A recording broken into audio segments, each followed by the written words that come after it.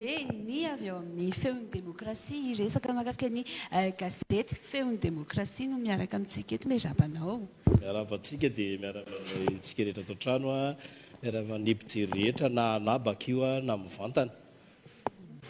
Ie, iresaka an'izay gazety izay ohatry ny ahoana sahady ary ohatry ny ahoana tsara izay gazety feon'ny demokrasia izay.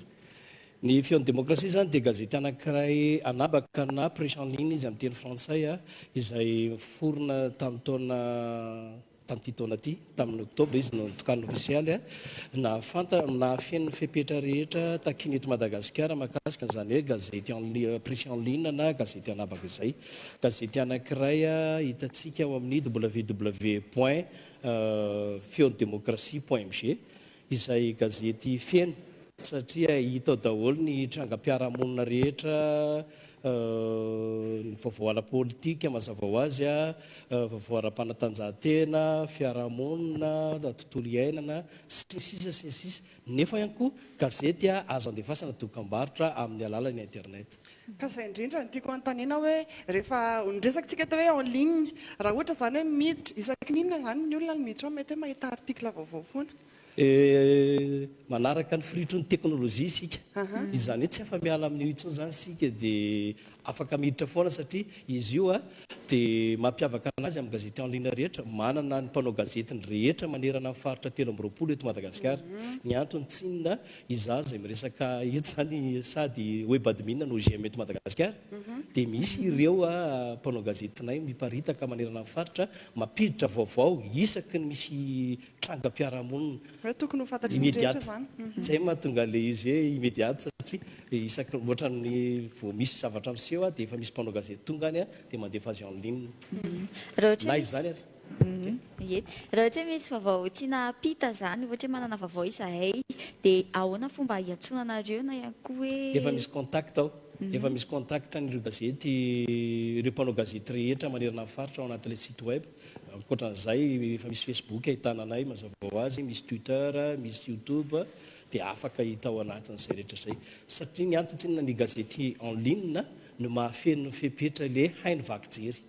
Tamin'ny andro nirazantsika teo aloha no hainao manjery.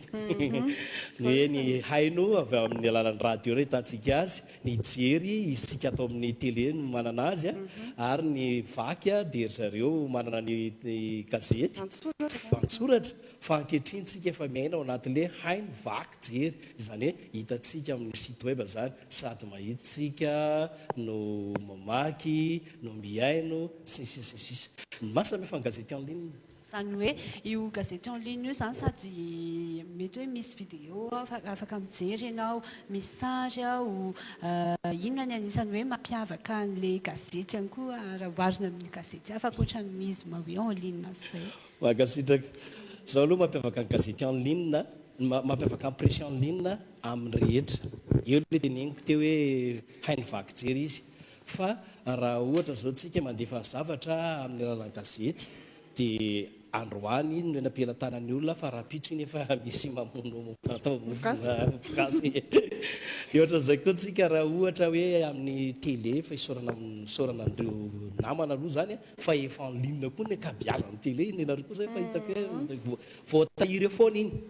Voatahiry eo foana zany ilay ohatra ity fandarantsika ity zao mino fa voatahiry eo foana ity fandarana ity dia izay ary raha ohatra indray izany amin'ny radio dia amin'ny fotoana iny fotsiny izy mandeha amin'ilay fotoana ohatra ny zany vahiny ato amin'ny radio ohatra dia amin'ny fotoana iny fa ny en ligne mitoetra eo foana iny mandrakizay izay mahasamy hafa azy fa mamerimerina satria misy olona mety hoe mijery zao izy androany dia tsy mazava amin'ilay izy dia jereny ray iny raha bitsy dia mbola ao dia jereny ray iny afaka roa volana dia afaka 10 taona dia mety efa maty ary ilay olona fa mbola ao foana ilay zavatra ny teneniny. Niresaky ny teo hoe en ligne eny eketsika iny site web hoy ianao teo mety manao ahoana kosa indray no mety hoe any amin'ny réseaux sociaux ankoatran'ny hoe fifandraisana aminareo zany ny amin'ny réseaux sociaux mety misy vaovao koa hoe misy ka feon'ny demokrasia any tapenao anaty Facebook dia mipoitra ny feon'ny demokrasia dia tapenao koa ny feon'ny demokrasia ao anaty Twitter dia mipoitra koa izy dia ohatr'izay ihany koa izy any amin'ny YouTube.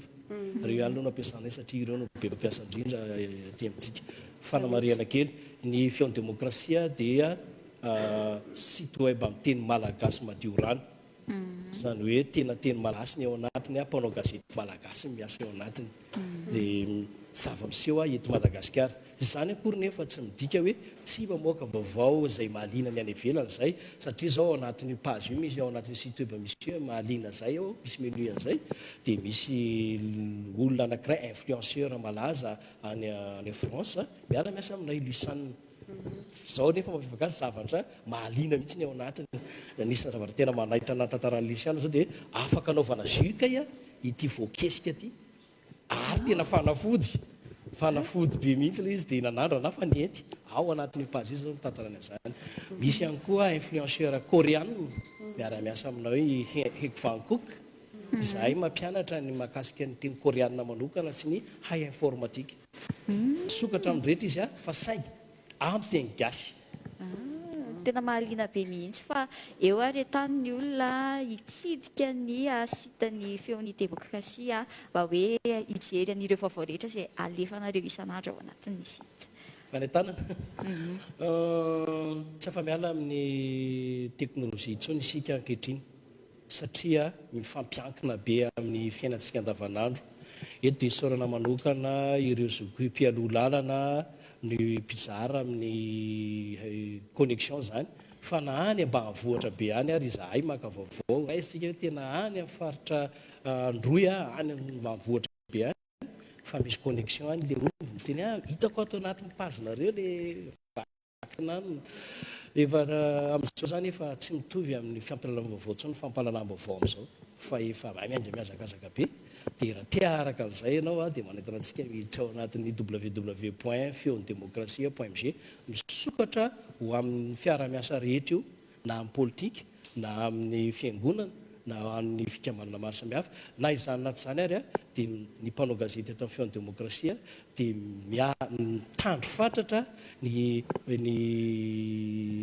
inona zany ny fiarovana ny tandroasina eo amin'ny filalaovana ny asan'ny fanaovan-gazety. Ankasitraka anao ary ny mitondra izay dia manaraka Rarso. Ndao ary toy izay antsika amin'ny firarian-tsoa.